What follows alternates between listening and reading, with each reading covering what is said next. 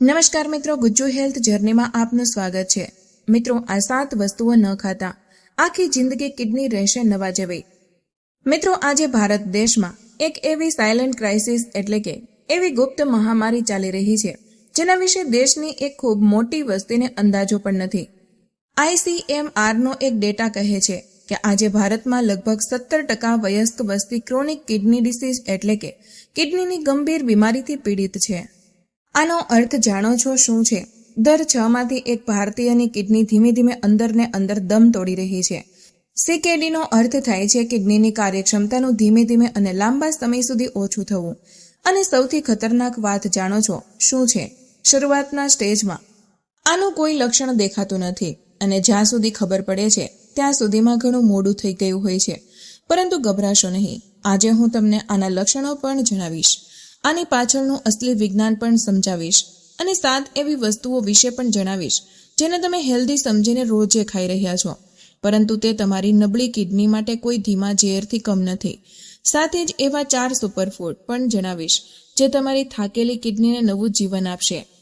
તો વિડીયોને સ્કીપ કર્યા વિના પૂરો ચોક્કસ જોજો। મિત્રો, સૌથી પહેલા તમારા શરીરને ચેક કરો। જો તમને જલ્દી થાક લાગે છે, પગ, ઘૂંટી અથવા ચહેરા પર સતત સોજો રહે છે, ભૂખ ઓછી લાગે છે, વારંવાર ઉલટી અથવા તો ઉબકા આવે છે, રાત્રે વારંવાર પેશાબ આવે છે, ત્વચા પર દરેક સમયે ખંજવાળ આવે છે અથવા તો શ્વાસ ફૂલે છે, તો સમજી જાઓ કે તમારી કિડની ખતરામાં છે। હવે તમે પૂછશો કે આનું કારણ શું છે? તો આની પાછળ 7 સૌથી મોટા કારણો છે જે નોંધી લો। પહેલું છે ડાયાબિટીસ, આ કિડનીનો સૌથી મોટો દુશ્મન છે। બીજું છે હાઈ બ્લડ પ્રેશર, આ કિડનીની બારીક નસોને તોડી નાખે છે। આ ઉપરાંત કિડની ઇન્ફેક્શન, વારંવાર મૂત્રાશયમાં ઇન્ફેક્શન થવું એ પણ એક કારણ છે।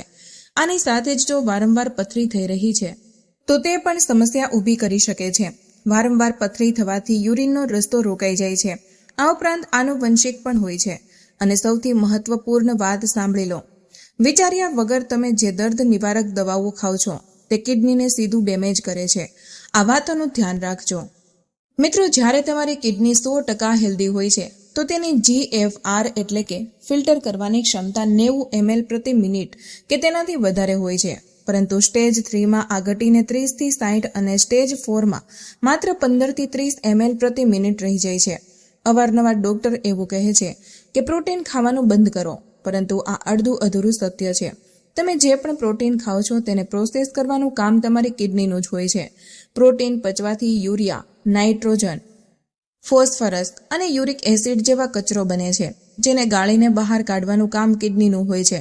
હવે જ્યારે કિડની પહેલેથી જ 50% ખરાબ થઈ ચૂકી છે અને તમે એવું પ્રોટીન ખાઓ જેમાં ભારે માત્રામાં ફોસ્ફરસ, પ્યુરિન અથવા તો સોડિયમ હોય, તો તમે તમારી થાકેલી કિડનીને મોતના કૂવામાં ધકેલી રહ્યા છો। એટલે પ્રોટીન બંધ નથી કરવાનું, પરંતુ સાચું પ્રોટીન પસંદ કરવાનું છે। તો હું તમને 7 એવી વસ્તુઓ વિશે જણાવું છું જેને આજે જ બહાર ફેંકી દો, જે બિલકુલ ન ખાતા। પહેલું છે વધારે પડતું મીઠું, પાપડ અને અથાણાં। ગુજરાતી ઘરોમાં જમતી વખતે પાપડ અને અથાણાં ખૂબ જ શોખથી ખાવામાં આવે છે, પરંતુ નબળી કિડનીની માટે આ સીધું ઝેર છે। આમાં સોડિયમ એટલે કે મીઠું ખૂબ જ વધારે માત્રામાં હોય છે, જે બ્લડ પ્રેશર વધારે છે અને કિડનીની નલિકાઓમાં ભયંકર સોજો પેદા કરે છે। બીજું છે રાજમા અથવા તો કિડની બીન્સ, જે ફૂડનો આકાર પણ આપણી કિડની જેવો છે, તે જ કિડનીનો સૌથી મોટો દુશ્મન બની શકે છે। 1 કપ રાંધેલા રાજમામાં 600 મિલીગ્રામથી વધારે પોટેશિયમ હોય છે। ડબ્બાવાળા રાજમામાં સોડિયમ પણ ખૂબ વધારે હોય છે, જે બ્લડ પ્રેશર વધારે છે। ત્રીજું છે મસૂરની દાળ, આમાં ખૂબ સારી માત્રામાં ફોસ્ફરસ અને પોટેશિયમ હોય છે, જે કિડનીના દર્દીઓ માટે નુકસાનકારક છે। ચોથું છે વે પ્રોટીન, ડબ્બાવાળા વે પ્રોટીન સપ્લિમેન્ટ્સ તમારી કિડની પર અચાનક નાઇટ્રોજનનો એટલો ભારે લોડ નાખે છે કે તે લોહીમાં બ્લડ યુરિયા, નાઇટ્રોજન ઝડપથી વધારી દે છે। પાંચમું છે પેકેટવાળા નાસ્તા અને જંક ફૂડ, બજારમાં મળતા પ્લાસ્ટિકના પેકેટવાળા નાસ્તા જેમ કે વેફર્સ, નમકીન અને ઇન્સ્ટન્ટ ફૂડ પર તો સખત પ્રતિબંધ લગાવી દો। આમાં પ્રિઝર્વેટિવ્સ અને સોડિયમનું પ્રમાણ એટલું ઊંચું હોય છે કે તે કિડનીને બારીક નસોને સીધી બાળી નાખે છે। છઠ્ઠું છે આખા ચણા, આને ખાવાનું ટાળજો। આપણા પ્રાચીન આયુર્વેદિક ગ્રંથ ચરક સંહિતામાં પણ ચણાને પચવામાં ખૂબ જ ભારે બતાવવામાં આવ્યા છે। આને પચાવવાના ચક્કરમાં જ કિડની સંપૂર્ણપણે થાકીને હારી જાય છે। અને 7મું છે કાચા ટમેટા, કાચા ટમાટા વધારે માત્રામાં ન ખાવા જોઈએ, કારણ કે તેને ખાવાથી તમારી કિડનીમાં પથરી થવાની શક્યતાઓ ખૂબ વધી જાય છે। તો હવે તમે કહેશો કે આ બધું ખાવાનું છોડી દેશો તો શરીરને તાકાત ક્યાંથી મળશે? તો સાંભળો, આયુર્વેદ અને મોડર્ન સાયન્સ અનુસાર આ 4 શાકાહારી વસ્તુઓ તમારી કિડનીને નવું જીવન આપશે. પહેલું છે કોબીજ અને ફ્લાવર. ક્લિનિકલ ન્યુટ્રિશનમાં આ બંને શાકભાજીને કિડની માટે સૌથી બેસ્ટ માનવામાં આવે છે. આમાં પોટેશિયમ અને ફોસ્ફરસ ખૂબ જ ઓછું માત્રામાં હોય છે અને કિડનીનો કચરો બહાર કાઢવામાં મદદ કરે છે. સાથે જ આમાં કાર્બોહાઈડ્રેટેડ નહિવત હોવાથી ડાયાબિટીસના દર્દીઓ પણ તેને કોઈ પણ ચિંતા વગર છૂટથી ખાઈ શકે છે. પરંતુ ઋતુનું ખાસ ધ્યાન રાખજો. આ શાકભાજી શિયાળાની સિઝનમાં ખાવા સૌથી બેસ્ટ છે. ચોમાસાની ઋતુમાં કોબીજ અને ફ્લાવર ખાવાનું બિલકુલ ટાળવું જોઈએ, કારણ કે તેમાં બેક્ટેરિયા કે જીવાતનો ખતરો રહે છે અને તે વાયુ કરી શકે છે. આ ઉપરાંત તેને રાત્રે કાચા ખાવાના બદલે દિવસે સારી રીતે પકાવીને જ ખાવાનો આગ્રહ રાખો. બીજું છે પીળી મગની દાળ. ચરક સંહિતામાં મગની દાળને લઘુ એટલે કે સૌથી હલકી બતાવવામાં આવે છે. આના સોલ્યુબલ ફાઇબર આંતરડાની અંદર જ કિડનીના કચરાને પોતાની સાથે બાંધીને મળ વાટે બહાર કાઢી દે છે. આનો ગ્લાયસેમિક ઇન્ડેક્સ પણ ઓછો હોવાથી ડાયાબિટીસવાળા લોકો માટે પણ આ દાળ એકદમ જ સુરક્ષિત છે. ત્રીજું છે સફરજન અને લાલ દ્રાક્ષ. ફળોમાં સફરજન અને લાલ દ્રાક્ષ કિડનીના દર્દીઓ માટે અમૃત સમાન છે. આમાં રહેલા એન્ટીઓક્સિડન્ટ કિડનીના ટિશ્યુનો સોજો ઓછો કરે છે અને કિડનીને સાફ રાખે છે. ખાસ નોંધ, જો તમને ડાયાબિટીસ છે તો દ્રાક્ષ ખાવાનું ટાળજો, કારણ કે તેમાં મીઠાશ એટલે કે નેચરલ શુગર વધારે હોય છે. સફરજન તમે અડધું ખાઈ શકો છો, છતાં ડોક્ટરની સલાહ ચોક્કસ લેવી. અને ચોથું છે સોયાબીનમાંથી બનતું પનીર, જેને ટોફુ કહેવામાં આવે છે. ઘણા લોકોને સામાન્ય પનીર અને ટોફુનું કન્ફ્યુઝન થાય છે, તો આ ખાસ સમજી લેજો કે આ ગાય કે ભેંસના દૂધવાળું ડેરી પનીર નથી. આ સોયાબીનના દાણામાંથી કાઢેલા દૂધમાંથી બનાવવામાં આવે છે. સામાન્ય પનીર કરતાં આ પચવામાં એકદમ હળવું હોય છે અને કિડની માટે સુરક્ષિત છે. આ શરીરમાં એસિડનો લોડ બિલકુલ વધારતું નથી. સાથે જ આમાં શુગર કે ખરાબ કોલેસ્ટ્રોલ બિલકુલ ન હોવાથી ડાયાબિટીસના પેશન્ટ માટે પણ આ એક બેસ્ટ સુપરફૂડ છે. મિત્રો, આ તો થઈ કેટલીક બેઝિક વાતો, પણ ખરેખરમાં કહેવા જાવ તો વાત એવી છે કે કિડની જ્યારે ખરાબ થવાની શરૂઆત થાય છે ત્યારે બહુ ઓછા લક્ષણો એવા હોય છે કે જે પકડમાં આવે છે. જ્યારે દેખીતા લક્ષણો આપણને લોકોને જોવા મળે છે ત્યાં સુધીમાં લગભગ આપણી કિડની 70 થી 80% જેટલી ખરાબ થઈ ચૂકી હોય છે. ચાલો પહેલા એ ઊંડા લક્ષણો જાણી લઈએ જે કિડની ખરાબ થવાની શરૂઆતમાં જોવા મળે છે. મિત્રો, તેમાં સૌથી પહેલું અને મહત્વનું લક્ષણ તમને જણાવી દઉં તો એ છે આપણા પેશાબમાં થતો ફેરફાર. જી હા મિત્રો, સામાન્ય માણસ આખા દિવસ દરમિયાન 6 થી 10 વાર પેશાબ કરવા માટે જાય છે, પરંતુ આની માત્રામાં જ્યારે વધારો થઈ જાય અને રાત્રે ઉઠીને વારંવાર પેશાબ કરવા જવું પડે તો ચોક્કસથી ચેતી જવાની જરૂર છે. આ ઉપરાંત તમે જ્યારે પેશાબ કરવા માટે જાઓ છો ત્યારે પેશાબની અંદર ખૂબ જ વધારે ફીણ ઉત્પન્ન થતા હોય અથવા ખૂબ જ વધારે ગંદી સ્મેલ આવતી હોય તો બની શકે છે કે તમારા પેશાબની અંદર પ્રોટીન લીકેજ થઈ રહ્યું છે. પેશાબમાં ક્રિએટિન આવવાના 1 થી 1.5 વર્ષ પહેલા જ પ્રોટીન લીકેજ થવા લાગે છે. તેની સાથે સાથે જો પેશાબ કરતી વખતે ખૂબ જ બળતરા થાય છે અથવા અટકીને પેશાબ આવી રહ્યો છે તો આ તમારી કિડનીનું ઇન્ફેક્શન સૂચવે છે. તેને જરા પણ અવગણવું ન જોઈએ. ત્યાર પછી મિત્રો આગળ વાત કરવા જઈએ લક્ષણ નંબર 2. તે છે વહેલી સવારે કે આખા દિવસ દરમિયાન તમારા પગની ઉપર સોજો રહેવો.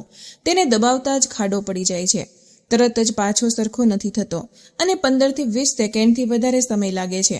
વહેલી સવારે ઉઠો છો ત્યારે આંખની નીચેના પોપચા ફૂલી ગયેલા જણાય છે. તો આવું શા માટે થાય છે તે જણાવી દઉં. કિડની માત્ર લોહીને શુદ્ધ કરતી નથી, પણ શરીરમાં રહેલા વધારાના સોડિયમને પણ દૂર કરવાનું કાર્ય કરે છે. જ્યારે આ સોડિયમને ફિલ્ટર નથી કરી શકાતું ત્યારે તે શરીરમાં જમા થવા લાગે છે અને તેનાથી જ આ સોજો ઉત્પન્ન થાય છે. ત્યાર પછીના લક્ષણની વાત કરવા જઈએ તો મિત્રો આપણી કિડની છે આપણી મુઠ્ઠી જેવડું એક અંગ છે. તે આપણી પીઠમાં પાછળ નીચેના ભાગ બંને બાજુએ આવેલી હોય છે. ઘણીવાર એવું બને છે કે આ કિડની જે જગ્યાએ રહેલી છે તે જગ્યાએ ખૂબ જ અસહ્ય દુખાવો થવા લાગે છે. પરંતુ જ્યારે આ દુખાવાની સાથે સાથે તમને તાવ આવે છે, ઉલટી થાય છે, વધારે પડતો પેશાબ આવે છે, આવી સમસ્યાઓ રહેતી હોય તો એ સ્પષ્ટ સૂચન કરે છે કે તમારી કિડની ખરાબ થવા લાગી છે. ઘણા લોકો પેનકિલર ખાઈને આ દુખાવાને દબાવી દેવાનો પ્રયાસ કરે છે, પરંતુ આવું ન કરવું જોઈએ. તેનાથી કિડનીને ઝડપથી નુકસાન થાય છે. આગળનું જે લક્ષણ છે એ છે તમારા લોહીમાં રહેલા લાલ કણો. આ લાલ કણો ઓક્સિજનને શરીરના જુદા જુદા અંગો સુધી પહોંચાડવાનું કાર્ય કરે છે. આખી રાત આરામ કર્યા પછી વહેલી સવારે ઉઠ્યા પછી તરત જ તમને લોકોને ખૂબ જ વધારે થાકનો અહેસાસ થાય તો આ તેનું દેખીતું ચિહ્ન બની શકે છે. લાલ કોષોને બનવા માટે એક અંતઃસ્ત્રાવની જરૂર પડે છે, જેનું નામ EPO છે, અને આ બનવાનું કાર્ય આપણી કિડની કરે છે. જો આવું લક્ષણ જોવા મળે તો એક બ્લડ ટેસ્ટ કરાવવો જોઈએ અને ગાજર, બીટ અને આમળાનું જ્યુસ પીવાનું શરૂ કરી દેવું જોઈએ. મિત્રો, કિડની ખરાબ થતા અન્ય જે લક્ષણો જોવા મળે છે તે છે ખંજવાળ. કોઈ કારણ વિના જ આખા શરીર પર ખંજવાળ આવ્યા રાખે છે, અથવા તમારી ગરદનના પાછળના ભાગે કાળા ડાઘા થઈ જાય છે. તો આ એ ગંદકી તરફ સ્પષ્ટ સૂચન કરે છે જેને કિડની ફિલ્ટર નથી કરી શકતી. આ માટે ડર્મેટોલોજિસ્ટ KFT કરાવવાનું સૂચવે છે. આગળનું લક્ષણ છે ઊંચું બ્લડ પ્રેશર અને ડાયાબિટીસ. જ્યારે ડાયાબિટીસ વધે છે ત્યારે લોહી ઘાટું બનતું જાય છે અને કિડનીની સૂક્ષ્મ નાલિકાઓ ડેમેજ થવા લાગે છે. આ ઉપરાંત મિત્રો, હવે હું તમને લોકોને એવી કેટલીક બીજી વસ્તુઓ સૂચવું છું જેને ટાળવી જોઈએ. કાચા ટમેટા વધારે માત્રામાં ન ખાવા જોઈએ, કારણ કે તેનાથી કિડનીમાં પથરી થવાની શક્યતાઓ ખૂબ વધી જાય છે. શિયાળાની સિઝનમાં મૂળાનું સેવન કિડનીના દર્દીઓએ ચોક્કસ કરવું જોઈએ, પણ યાદ રહે સવારે અથવા બપોરના સમયે જ મૂળા ખાવા, રાત્રે ક્યારેય નહીં. જમતા પહેલા તેને આરોગવાનો આગ્રહ રાખશો તો સારો ફાયદો થશે. સાથે સાથે આગળ વાત કરવા જાઓ તો આખા દિવસનું એક એવું હેલ્ધી રૂટીન સૂચવું છું જેને તમે ફોલો કરી લેશો તો ગેરંટી સાથે કહું છું કે કિડનીની સમસ્યાઓ સંપૂર્ણપણે દૂર થઈ જશે. સૌથી પહેલી, સવારે 5 થી 6 વાગ્યા વચ્ચે વહેલી ઉઠવાનો આગ્રહ રાખો. ઉઠ્યા પછી નવશેકું ગરમ પાણી પીવાનો આગ્રહ રાખો. શરૂઆતમાં 1 ગ્લાસથી શરૂ કરી વધુમાં વધુ 4 ગ્લાસ સુધી લઈ જઈ શકો છો. ત્યાર પછી ખુલ્લામાં 10 થી 15 મિનિટ વોકિંગ કરી આવો. ઘરે આવીને ખુલ્લી જગ્યામાં યોગા મેટ પાથરી દો. તમારે લોકોએ 10 થી 15 મિનિટ સુધી અનુલોમ વિલોમ અને 10 થી 15 મિનિટ સુધી કપાલભાતી ચોક્કસ કરવાના છે. કિડની કોઈ રાતોરાત ખરાબ નથી થઈ, એટલે એને રિપેર કરવામાં સમય લાગશે, પરંતુ આનાથી રિકવરી ઝડપી બનશે. આ ઉપરાંત ગૌમુખાસન, સર્વાંગાસન, તિતલી આસન, શવાસન, પવન મુક્તાસન અને ડાયાબિટીસ હોય તો મુંડુકાસન પણ કરવું જોઈએ.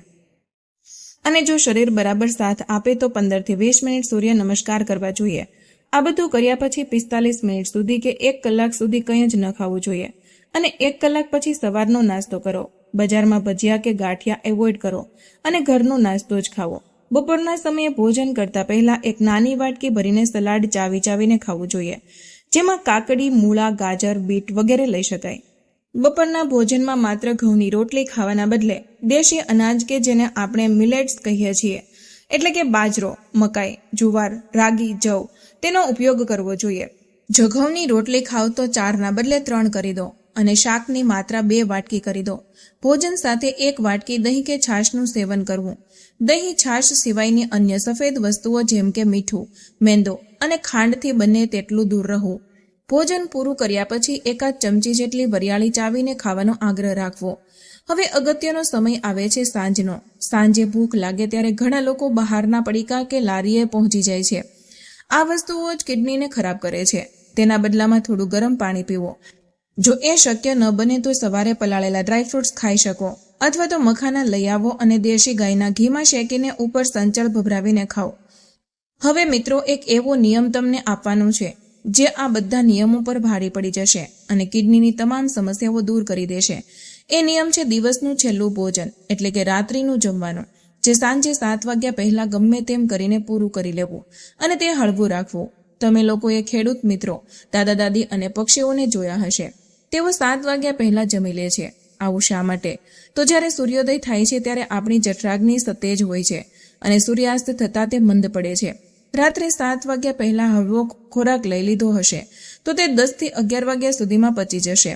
હવે રાત્રે 11 થી સવારના 7 વાગ્યા સુધીનો સમય એવો હશે કે જે સમયે તમારું શરીર તેના પોતાના માટે ફાળવશે. એટલે કે શરીરની અંદર રહેલી કોઈ પણ પ્રકારની બીમારી હશે તેને શરીર પોતે જાતે જ રિપેર કરીને દૂર કરશે. તો મિત્રો, પોતાની કિડનીને બચાવો અને આ નિયમને જિંદગીનો હિસ્સો બનાવો. તો મિત્રો, આજનો વિડીયો અહીં પૂર્ણ કરીએ છીએ. માહિતી તમારા દિલને સ્પર્શી હોય તો આ વિડીયોને 1 લાઇક જરૂર કરજો, કારણ કે તમારો 1 લાઇક અમને વધુ મહેનત કરવાની પ્રેરણા આપે છે. આ માહિતીને તમારા સુધી સીમિત ન રાખતા અત્યારે જ તમારા મિત્રો અને પરિવાર સાથે શેર કરો. તમારો 1 શેર કોઈ માણસને મુસીબતથી બચાવી શકે છે અને તેમના આશીર્વાદ તમને મળશે. આવા જ બીજા સ્વાસ્થ્યપ્રદ અને અસલી નુસ્ખા મેળવવા માટે અમારી ચેનલને હમણાં જ સબસ્ક્રાઇબ કરો અને બેલ આઇકોન દબાવવાનું ભૂલશો નહીં. જેથી કોઈ પણ મહત્વની જાણકારી મિસ ન થાય. તમે કયા શહેરથી આ વિડીયો જોઈ રહ્યા છો તે નીચે કમેન્ટમાં જરૂર જણાવજો. મળીએ એક નવા સ્વાસ્થ્યપ્રદ વિડીયો સાથે. ત્યાં સુધી હસતા રહો, મુસ્કુરાતા રહો અને રોજ કંઈક નવું શીખતા રહો, જેથી તમે રહી શકો હંમેશા સ્વસ્થ. ધન્યવાદ.